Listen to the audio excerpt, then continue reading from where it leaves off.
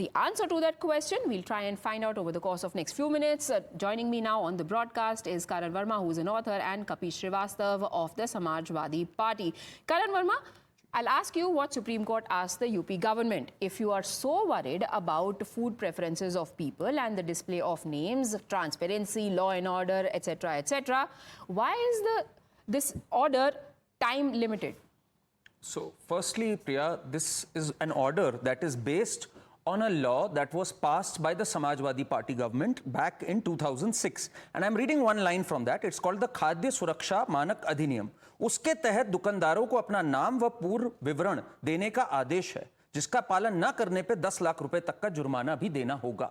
So this is 2006 Food Safety Security Bill passed by Mulayam Singh Yadav, and unfortunately, it wasn't been implemented as it should have been. When the administration this time issued an order, it quoted this law and said that it's important to curb down incidents.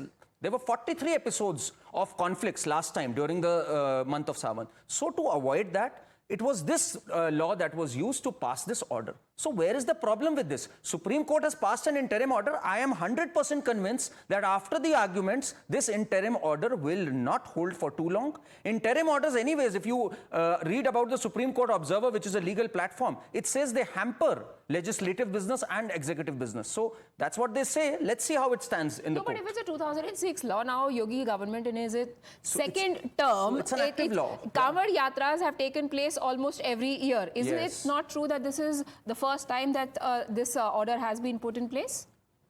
This order should have always been put in place. It's unfortunate. Why was it not? Which is why the question around the timing. I agree with you. I agree with you. But last year, when they saw 43 episodes, it should not be time-bound. In fact, from 2006, in 2011, they passed the FSSAI bill, which was passed by the Centre UPA government. It should have always been implemented. I agree with you on that. But don't say this is out of law, and especially the Samajwadi Party to claim this when they themselves brought in this law. I think it's quite ridiculous. Mr. Kapish Srivastav, आप ही का नियम, आप ही का कानून, फिर गुस्सा क्यों?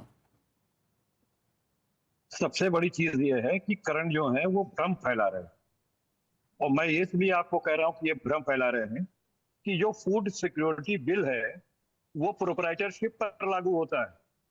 ये खोंचे वाले पे, ये ठेले वाले पे, ये फल वाले पे नहीं होता. नहीं सर, वो 2006 के खाद्य सुरक्षा नियम की बात कर रहे हैं. मैंने पढ़ा भी वो. जी नहीं, ये तो पढ़े होंगे, आज भर के लिए पढ़ेंगे. मैं तो प्रैक्टिस करता हूँ. दोनों बड़ा अंतर होता है प्रैक्टिस करने में और इसको पढ़ लेने में. मैं सीधी बात पूछ रहा हूँ कि आप हमें बताओ, एक फर्म या प्रतिष्ठान अगर आप खोलते हो तो कहाँ रजिस्ट्रेशन कराना पड़ता है? श्रम विभाग के अंदर कराओगे, सेल टैक्स के अंदर कराओगे, जीएसटी के अंदर कराओगे. तो जब फर्म होगा तब तो प्रोप्राइटरशिप होगी.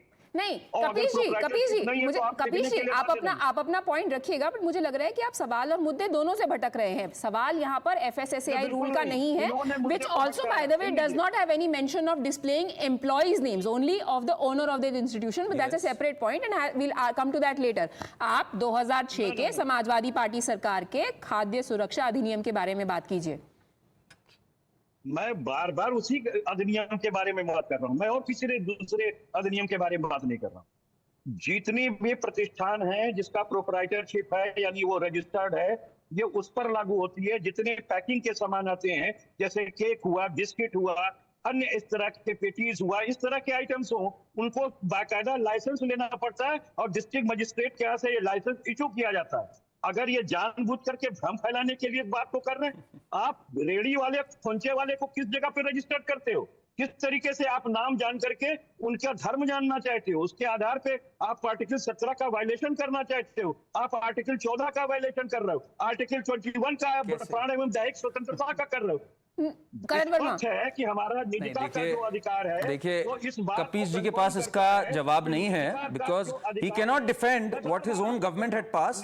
इसमें मैंने आपको पढ़ के भी सुनाया. दुकानदारों, anyone, it doesn't matter whether it's a proprietor, whether it is a ठेले वाला, whether it is anyone, they have to put out their details. So this is a law. Unfortunately you are right on that. It should have been implemented long time back and it should have been in continuum. It didn't happen, but then now at least let's welcome it. Let's welcome the fact that it's now being implemented. And I think this argument has been put in the Supreme Court today by Mukul Rohatgi. It will stand the test. The Supreme Court has extended the interim order, but not for long, because it's a law. Either scrap the law in itself, say that the law was unconstitutional. If the law wasn't unconstitutional, passed by Mr. Mulayam Singh Yadav, then this Supreme Court interim order will not stand the test. अंदर याचिकाकर्ता ने क्या मांगा है? आप जो remedy मांगते हो, अनुतोष मांगते हो, वही आपको अनुतोष मिलता है। आपने क्या लॉ को एक्सरसाइज किया है? बीइंग एन एडवोकेट मैं कह रहा हूं, आप देश के सामने झूठ बोलने करण। कैसे और आप झूठ बोल रहे जानबूझ हैं? करके ये मैंने झूठ पढ़ बोल के रहे हैं। सुनाया प्रिया। नहीं, तो मैंने कपिश जी, नियम पढ़ के सुनाया। कपिश जी, let me just build on the point that you are making. क्या अगर कोई रजिस्टर्ड ऑर्गेनाइजेशन है तो क्या आप उनके नाम डिस्प्ले करने पर आपको कोई ऑब्जेक्शन है कि नहीं है? आपके अपने नियम के हिसाब से अगर कोई रजिस्टर्ड है तो क्या उनको अपना सही नाम डिस्प्ले करना चाहिए या नहीं? देखिए, मैं सीधी बात कह रहा हूं, जहां एक्ट प्रिवेल कर रहा है वो प्रतिष्ठानों पे कर रहा है जो फर्म के रूप में रजिस्टर्ड हैं। और अगर आप रजिस्टर्ड दुकान चला रहे हैं, श्रम विभाग के अंदर हैं, आप बकायदा जो है वो जीएसटी ले रहे हैं, तो आप 10 नंबर के साथ हैं, तो बिल्कुल आपको उसके ऊपर आपको लागू होगा। तो लागू होगा ना? तो आप कह रहे हैं ना कि अगर कोई रजिस्टर्ड दुकान है, चलिए हम हटा देते हैं फल वालों को, ठेले वालों को इससे, तो अगर रजिस्टर्ड प्रतिष्ठान है तो आप कह रहे हैं कि अगर कोई अदनान या असीम शिवा ढाबा चला रहा है तो ऐसा नहीं करना चाहिए, सही नाम डिस्प्ले करना चाहिए। क्या आप ही कह रहे हैं या नहीं कह रहे हैं? मेरी बात सुनिए, आप अगर सुनना नहीं चाहती तो बात ही अलग है। मैं स्पष्ट रूप से कह रहा हूँ, फर्म का नाम एक हो सकता है, प्रोप्राइटरशिप दूसरी हो सकती है। अगर मैं अल्लाह के नाम पर एक फर्म डाल लूं और उसकी प्रोप्राइटरशिप कपिल श्रीवास्तव के हाल पर हो तो कोई दिक्कत नहीं है, इलीगल नहीं है। बिल्कुल और नहीं। मैं आपको बार बार कह रहा हूँ, प्रोप्राइटरशिप अलग चीज होती है और आपका जो है मना कहाँ जो कर रहे हैं? इंस्टीट्यूशन का नाम है, आपका उस इंस्टीट्यूशन का नाम अलग हो सकता है। ये बहुत सीधी सी बात है। इसमें क्या चीज समझाना है और समझना है? ये बैठ करके सुप्रीम कोर्ट को चैलेंज कर रहे हैं कर्ण जी। ये कह रहे हैं उनके अंतरिम आदेश के अंदर भी लूप होल्स क्यों दे रहे हैं आप?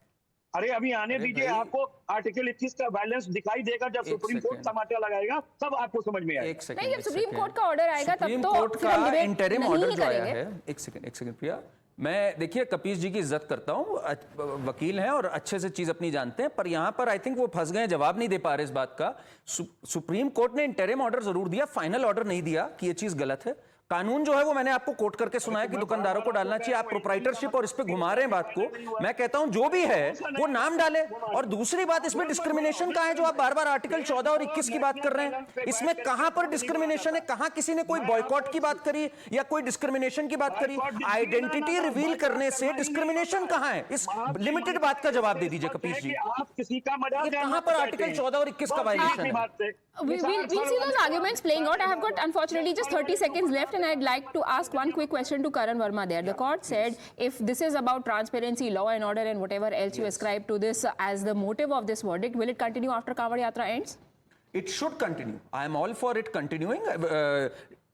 After the Kawad Yatra, at all times it should continue. All right. Why should we have it? Then we'll wait. Yeah. It's just 2 more weeks to go for us to know the answers. The hearing in the court might be in August, but whether or not this verdict will prevail after the Kawad Yatra ends, we'll know sooner than that. Thank you, Kapish ji and Karan, for joining us. We take a very quick break.